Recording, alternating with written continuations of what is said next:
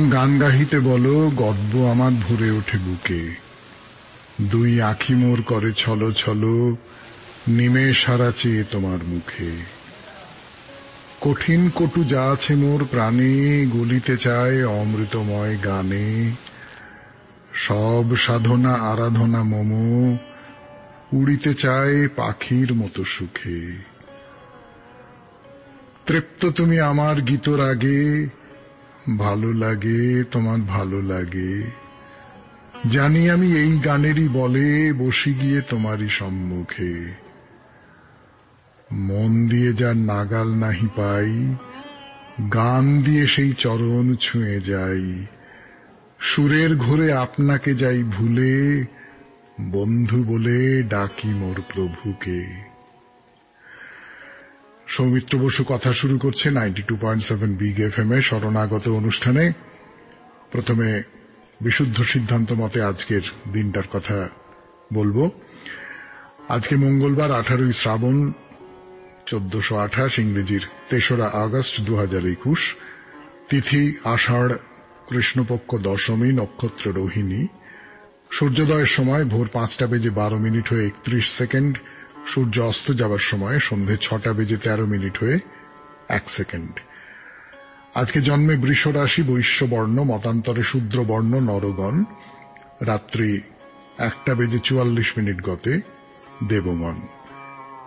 সাধন সমর আশ্রমের দ্বিতীয় আচার্য বিশ্বরঞ্জন দেব ব্রহ্মচারীর আবির্ভাব তিথি আজকে।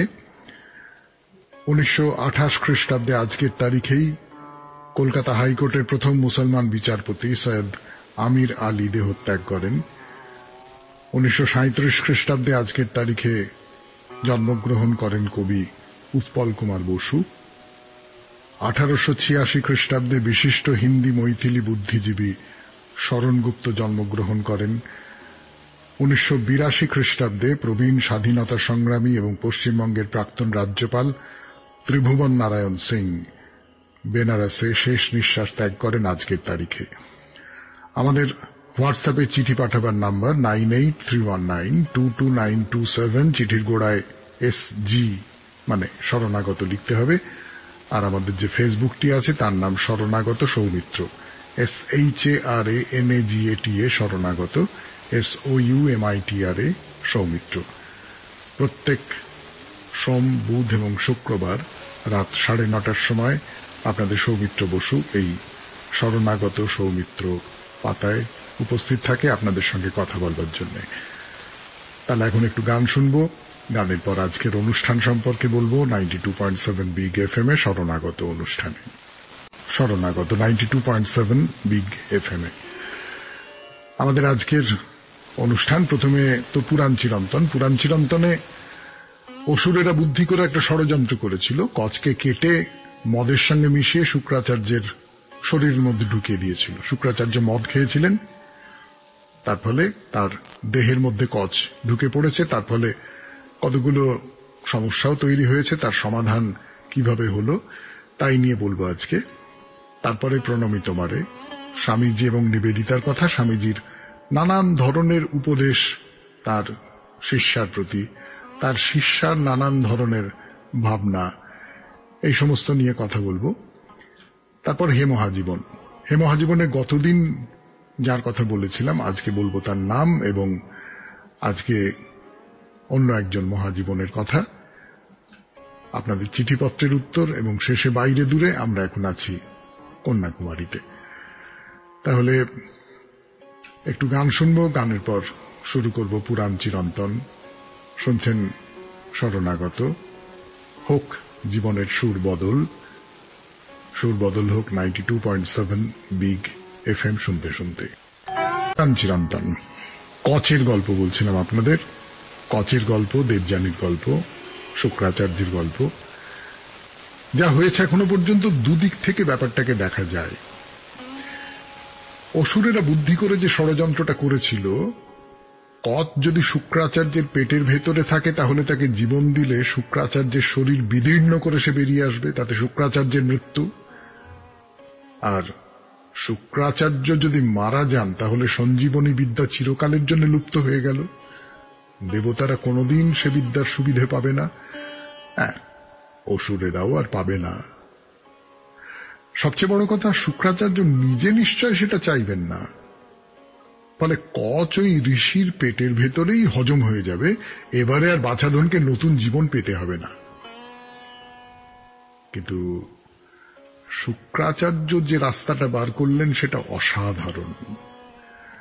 তিনি পেটের ভেতরে থাকা অবস্থায় কচকে আগে সঞ্জীবনী বিদ্যা শিখিয়ে দেবেন, তারপর কচ পেটের ভেতর থেকে বেরিয়ে এসে আবার সঞ্জীবনী মন্ত্র পড়ে শুক্রাচার্যকে বাঁচিয়ে দেবে। আসলে তার প্রিয় শিষ্যকে এই যে বারবার মেরে ফেলছিল অসুরেরা, এটা তো শুক্রাচার্য পছন্দ করছিলেন না, তার রাগ হচ্ছিল অসুরদের উপর। এইভাবে তিনি কচকেও এই বিদ্যা শিখিয়ে দিলেন। কচ বেরিয়ে এলো তার পেটের ভেতর থেকে। বেরিয়ে এসে সে দেখল ছিন্ন ভিন্ন শরীরে গুরু শুক্রাচার্য পড়ে আছেন মাটিতে। দেবযানী বিহ্বল হয়ে সেই দিকে তাকিয়ে সে আবার গুরুর উদ্দেশ্যে সঞ্জীবনী মন্ত্র পড়ল। বেঁচে উঠলেন গুরু। তিনি বললেন, আমি যে মদ্যপান করেছিলাম তার ফলেই তেমন একটা কাণ্ড ঘটতে পারল। আমাকে অন্তত একবার মরতে হলো মদ্যপানীর কারণ, তাই আজ থেকে ব্রাহ্মণদের মদ্যপান নিষিদ্ধ করা হল। শুধু তাই নয়, শুক্রাচার্য অসুরদের আদেশ দিলেন, তোমরা কেউ কচের কোনো ক্ষতি করতে পারবে না। তারপর সস্নেহে কচের মাথায় হাত রেখে বললেন, কচ, তোমার বিদ্যা শিক্ষা সম্পূর্ণ হল, যাও বৎস, এইবার তুমি গৃহে ফিরে যাও, তোমার কল্যাণ হোক। কচ তাকে প্রণাম করলেন। তারপর গুরুগৃহ ত্যাগ করে চলে যাবার মুখে তার সামনে এসে দাঁড়ালেন দেবযানী। তাদের মধ্যে কি কথোপকথন হয়েছিল তা আমি নিশ্চয়ই বলবো, বলতে তো হবেই, কিন্তু সত্যি কথা বলতে খুব সংকোচ হচ্ছে আমার। এই কথাগুলো রবীন্দ্রনাথ কি অসাধারণ করে বলেছেন, কি অসাধারণ করে। তার কণামাত্র ক্ষমতা নিয়েও তো আমি সেসব বর্ণনা করতে পারবো না। দেবযানী বলছেন, কচ, পিতা শুক্রাচার্য যেমন আমার পূজনীয়, তেমনি তোমার পিতামহ অঙ্গিরা, তোমার পিতৃদেব বৃহস্পতিও সমানভাবেই আমার পূজনীয়।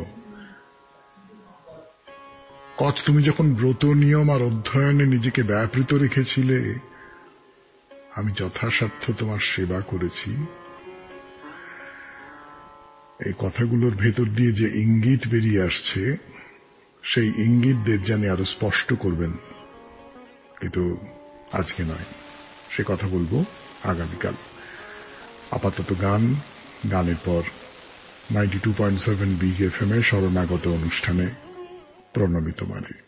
শ্রেয় আর প্রিয়র দ্বন্দ্ব, তাই নিয়ে কথা হচ্ছিল, স্বামীজির কথা বলছিলাম আমি, আপনাদের সৌমিত্র বসু, এই শরণাগত অনুষ্ঠানে 92.7 বিগ এফএম এ। শ্রেয় আর প্রিয়র মধ্যে আমাদের তো উচিত শ্রেয়র দিকে যাওয়া, যেটা আমাদের পক্ষে মঙ্গলজনক তার দিকে যাওয়া, কিন্তু কোনটা মঙ্গলজনক তা কি আমরা বুঝি? যা কিছু উজ্জ্বল, যা কিছু ঝকমকে, আমরা তো সেই দিকেই যেতে চাই। পতঙ্গ যেমন ঝকমকে আগুন দেখে সেই দিকে ছুটে যেতে চায়, সে ভাবতেও পারে না ওই যে সুন্দর, ওই যে উজ্জ্বল, ও আসলে লোভ দেখিয়ে তাকে সর্বনাশের পথে টেনে নিয়ে যাচ্ছে। একদম প্রাজ্ঞ কাকে বলে? যিনি চট করে কোনো একটা পক্ষ নিয়ে নেন না।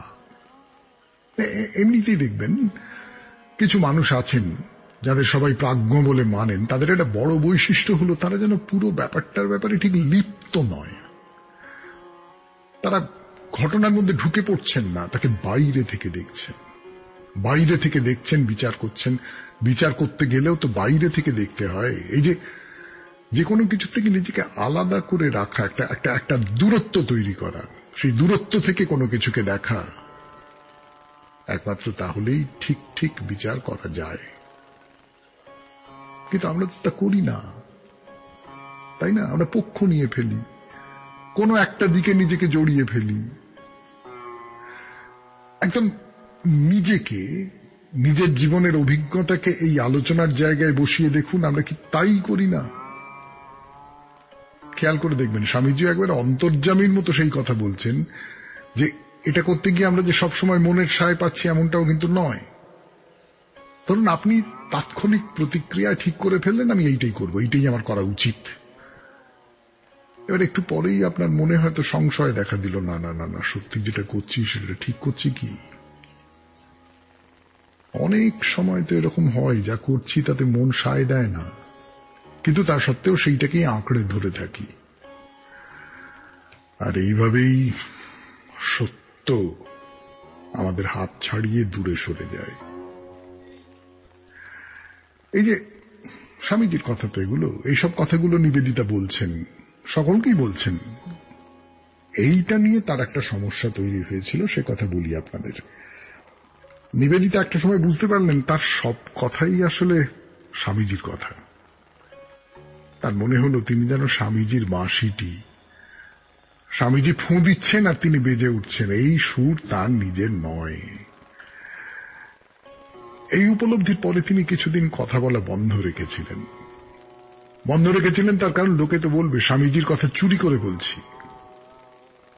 পরে তার একটা কথা মনে হলো যদি তাই ভাবে তাহলে ক্ষতি কি? শিশুরা তো অনেক সময় বাবার মতো হাবভাব করে, বাবা যা বলেন তাই করে। স্বামীজির বিশাল ব্যক্তিত্বের কাছে আমি তো শিশু, আমি তার কথাগুলোই বলবো। শেষ হলো প্রণবী তোমারে 92.7 বিগ এফএম এর শরণাগত অনুষ্ঠানে। এরপর হে মহাজীবন, আমি আপনাদের সৌমিত্র বসু। হে মহাজীবন প্রথম পর্ব, অর্থাৎ গতদিনে যার কথা বলা হয়েছিল আজকে তার নাম বলবো। এই 92.7 বিগ এফএম এ শরণাগত অনুষ্ঠান শুনছেন আপনারা। আচার্য প্রফুল্লচন্দ্র রায়ের জীবন থেকে আমাদের 2-3টে ব্যাপার শেখবার আছে। প্রথম যেটা লক্ষ্য করবা, তিনি খুব সহজ। তার গভীর বিদ্যাবত্তা কোথাও তাকে সাধারণ মানুষের থেকে আলাদা করে দেয়নি। পোশাকে আশাকে জীবনযাপনে তিনি একদম একদম একদম এদেশের সাধারণ মানুষের মতো। দ্বিতীয় হলো জ্ঞানার্জনে তার নিষ্ঠা, এবং সে জ্ঞান শুধু বিজ্ঞানের মধ্যেই আটকে নেই, তা অন্য যে কোনো বিষয়কেই নিজের মধ্যে শুষে নিতে চেয়েছে। আর 3 হলো কেবলমাত্র জানলেই হবে না, সেই জানাকে ব্যবহার করতে হবে। এই ব্যবহারের জন্যই ক্যালকাটা কেমিক্যালের প্রতিষ্ঠা, যার মধ্যে দিয়ে তিনি তার মতো করে দেশের অর্থনীতিকে উন্নত করে তোলবার একটা রাস্তা দেখাতে চেয়েছিলেন। হ্যাঁ, গতদিনে যার কথা বলেছিলাম তার নাম প্রফুল্লচন্দ্র রায়। সবাই বলেন আচার্য প্রফুল্লচন্দ্র রায়। তার জন্ম হয়েছিল গতকালের তারিখেই 2রা আগস্ট 1861 খ্রিস্টাব্দে। তিনি প্রয়াত হন 16ই জুন 1944 খ্রিস্টাব্দে। এরপর নতুন মহাজীবনের কথা, গানের পর 92.7 বিগ এফএম এ শুনছেন শরণাগত। শুরু করছি হে মহাজীবনের দ্বিতীয় পর্ব 92.7 বিগ এফএম এ শরণাগত অনুষ্ঠানে। ইতিহাসের কথা দিয়ে শুরু করি আজকের হে মহাজীবন। খুব সহজ একটা কথা। আমাদের দেশ দীর্ঘদিন ধরে শাসন করেছেন মুসলমান শাসকেরা। তাদের আদিপুরুষ বাইরে থেকে এসেছিলেন। তারপরে রবীন্দ্রনাথের ভাষায় শক, হুন্দল, পাঠান, মোঘল এক দেহে হল লীন। ইংরেজরা তাদের হাত থেকে এই দেশের অধিকার কেড়ে নিল। ফলে ইংরেজ হয়ে দাঁড়ালো তাদের শত্রু। আর কেনা জানে, শত্রুর থেকে মুখ ফিরিয়ে নেওয়াটাই মানুষের স্বাভাবিক প্রবণতা। ফলে ইংরেজদের সঙ্গে ভাব ভালোবাসা করে এদেশের হিন্দুরা যতটা এগিয়ে যেতে পারলেন, মুসলমানেরা তাদের তুলনায় খানিকটা পিছিয়েই পড়েছিলেন। তো ক্রমে মুসলমানদের মধ্যে কিছু মানুষের মনে হলো এটা বোকামি। সভ্যতার যা ফল, আধুনিকতার যা ফল, তা গ্রহণ করার ব্যাপারে নিজেদের বাধা দেওয়াটা ঠিক না। যারাই ভাবনা ভেবেছিলেন তাদের মধ্যে অন্যতম আজকের মহাজীবন। তাদের আদি বাস ছিল উড়িষ্যায়। তার বাবা সেখান থেকে চুঁচুড়োয় চলে এলেন। ইংরেজি শিক্ষার ব্যাপারে তাদের পরিবারের কোনো ছুঁত মার্গ ছিল না, ফলে আমাদের মহাজীবন কলকাতা বিশ্ববিদ্যালয় থেকে দারুণ রেজাল্ট নিয়ে পাশ করলেন, বিলেতে চলে গেলেন, সেখানে ব্যারিস্টারদের একটা সংগঠনের সঙ্গে যুক্ত হলেন। সবচেয়ে বড় কথা, ওখানকার যারা উদার মুক্ত বুদ্ধির মানুষ, বিদেশি, ইংরেজ, তাদের সঙ্গে মিশছেন, মন পরিষ্কার হয়ে যাচ্ছে। ফিরে এলেন, ফিরে এসে কলকাতা হাইকোর্টে আইনজীবী হিসেবে যোগ দিলেন। গভীর পড়াশোনা, বিশেষ করে আইন নিয়ে গভীর পড়াশোনা। প্রেসিডেন্সি কলেজ তাকে আহ্বান করল ইসলামিক আইন নিয়ে পড়ানোর জন্য। তো আইনের ব্যবসা, পড়ানো, এই সব কিছু করতে করতে তার মনে হলো যে না না না, নিজের মধ্যে আটকে থাকলে হবে না। আমার ধর্মের মানুষ যারা আছেন তাদের মধ্যে শিক্ষার আলো ছড়িয়ে দিতে হবে, তাদের আধুনিক করে তুলতে হবে। কিন্তু সেটা তো একজন মানুষের চেষ্টায় হবে না। তার মতো করে যারা ভাবেন তাদের একসঙ্গে জড়ো করে তৈরি করতে হবে একটা কিছু। তৈরি হলো সেন্ট্রাল ন্যাশনাল মোহামেডান অ্যাসোসিয়েশন। এরকম আরো বহু সংগঠন তৈরি করার ক্ষেত্রে প্রধান ভূমিকা নিয়েছিলেন তিনি। সর্বভারতীয় মুসলিম লীগ প্রতিষ্ঠিত হয়েছিল তার হাত ধরে। আবার নিজের তৈরি সেই সংগঠন থেকে নিজেই বেরিয়ে এসেছিলেন। তার মনে হচ্ছিল যে এরা কি করতে চায় সে ব্যাপারে এদের নিজের ধারণাটাই স্পষ্ট নয়। অসাধারণ আইনের জ্ঞান, অসাধারণ পড়াশোনা, অসাধারণ সংগঠক এই মানুষটি। তার সারা জীবন নিজের ধর্মের পিছিয়ে পড়া মানুষের উন্নতির জন্য চেষ্টা করে গেছেন। চিনতে পারলেন তিনি কে? তার নামটা মনে করাবার জন্য একটা ক্লু দিয়ে শেষ করি। তার নামে একটি খুব গুরুত্বপূর্ণ রাস্তা আছে কলকাতা শহরে। শেষ হলো হে মহাজীবন। এরপর আপনাদের চিঠিপত্রের উত্তর, আর মাঝখানে গান 92.7 বিগ এফএম এ শরণাগত অনুষ্ঠানে উত্তর। আমার বাবা নিয়ে চিঠি লিখতে বলেছিলাম আপনাদের। সে কতদিন আগে, কত চিঠি পড়া হলো, কিন্তু আমার বাবা নিয়ে চিঠি আর শেষই হয় না, শেষই হয় না। খুব ভালো লাগে, খুবই ভালো লাগে দেখতে। আমার বাবা ছিলেন আমার সবকিছু। বাবাকে আমি জীবনের আদর্শ বলে মানি। ছোটবেলা থেকে বড় হওয়া পর্যন্ত বাবার কাছেই যত আবদার। অন্যায় করলে বাবা ধমক না দিয়ে বুঝিয়ে দিতেন কোনটা ঠিক কোনটা ভুল। বাবার হাত ধরে প্রথম স্কুলে যাওয়া, প্রতিটি ছুটির দিনে কোথাও না কোথাও বেড়াতে যাওয়া, কত স্মৃতি। ছুটির দিনে দুপুরে বাবার কাছে গল্প বলার আবদার। বাবা শোনাতেন কত মনীষীদের জীবন কথা।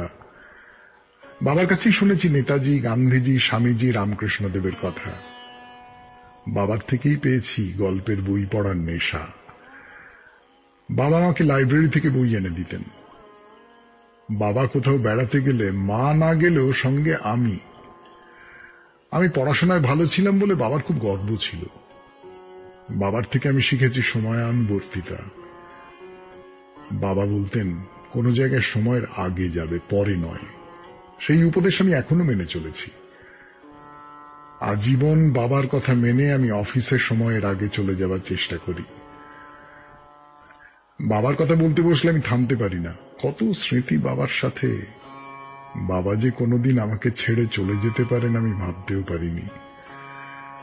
কিন্তু কালের নিয়মে বাবা একদিন নেই, রাজ্যের দেশে চলে গেলেন। কিন্তু তিনি আমার অন্তরেই আছেন। মাঝে মাঝে বাবা বলে ডাক ছেড়ে কাঁদতে ইচ্ছে করে। বাবা, যেখানেই থাকো ভালো থেকো। আমি জানি তুমি আমার সঙ্গেই আছো। ভালো থেকো বাবা, ভালো থেকো। বরানগর থেকে মালা সাহা। এই চিঠি নিয়ে আর কি বলবো, এত আন্তরিক চিঠি, এখনো পর্যন্ত ডাক ছেড়ে কাঁদতে ইচ্ছে করে। পরের চিঠি। একবার একাডেমি অফ ফাইন আর্টসে বহুরূপীর একটি অনুষ্ঠান দেখতে গিয়েছিলাম।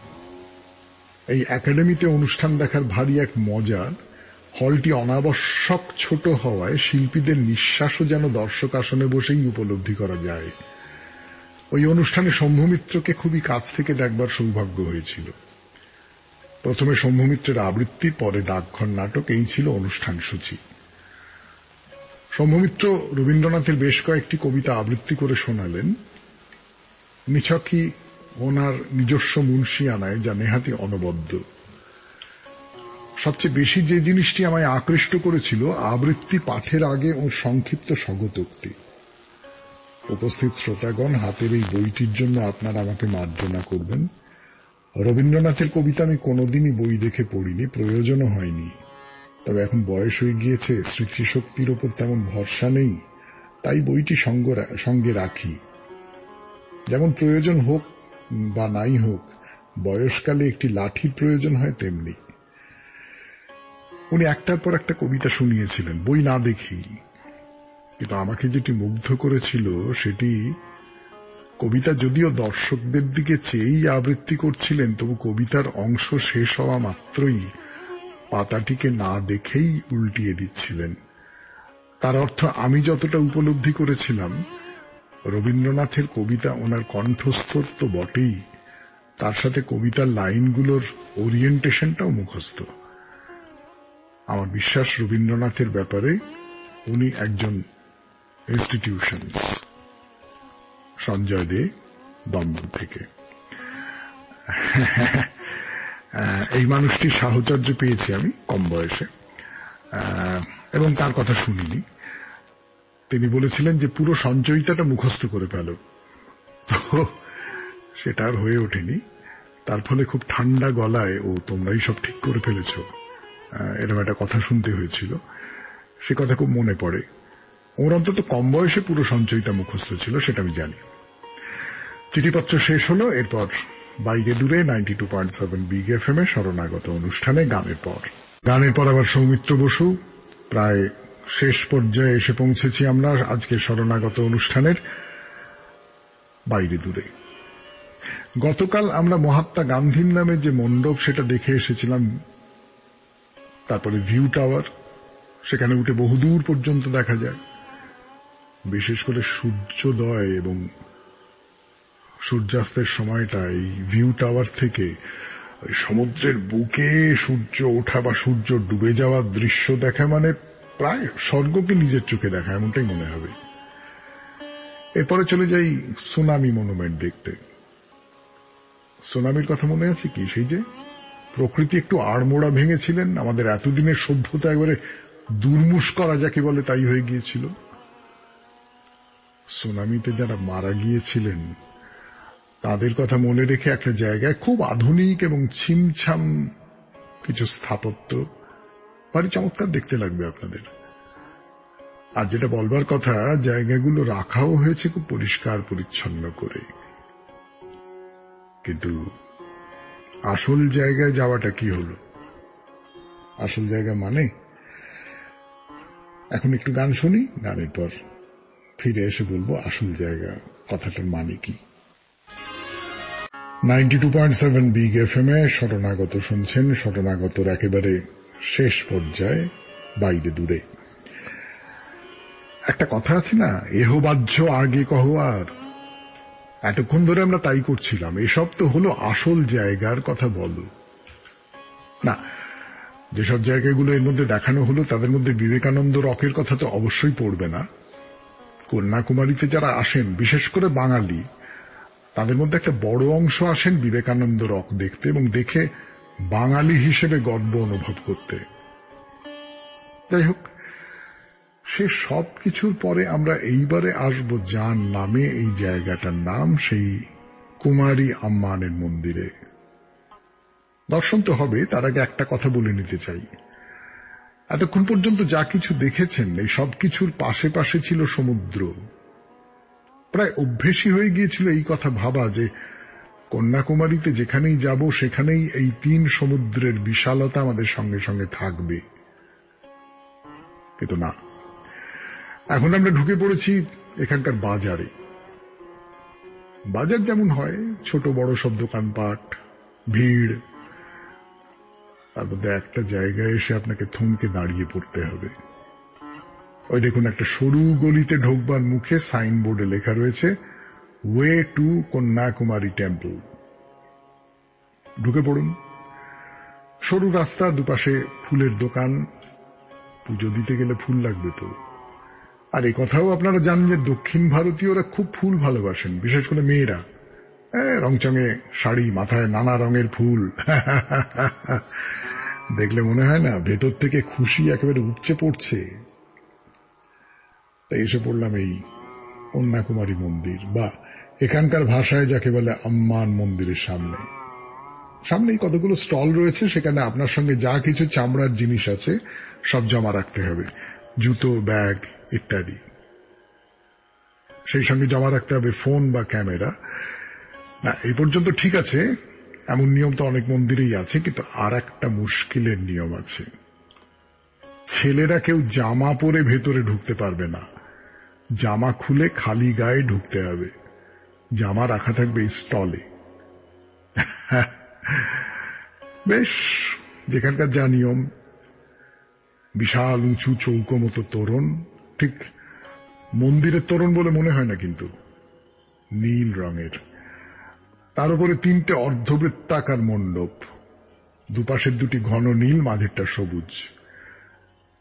সেখানে পরপর 3 জন দেবীর মূর্তি। ওপরে কি একটা লেখা রয়েছে তামিল ভাষায়, তার পাঠোদ্ধার আমার বিদ্যেতে কুলোল না। মন্দির কেমন দেখতে? দক্ষিণ ভারতের মন্দির যেরকম হয়। কিন্তু এইটুকু বলেই তো থেমে যাওয়া যাবে না। এই মন্দির নিয়ে আরো কথা বলতে হবে, নিশ্চয়ই বলবো, কিন্তু আজকে আর সময় পাওয়া যাবে না। আজকে শেষ কথাটুকু বলে সৌমিত্র বসু বিদায় নেবে। শেষ কথাটুকু কি? আমাদের হোয়াটসঅ্যাপে চিঠি পাঠাবার নাম্বার 9831922927, চিঠির গোড়ায় SG।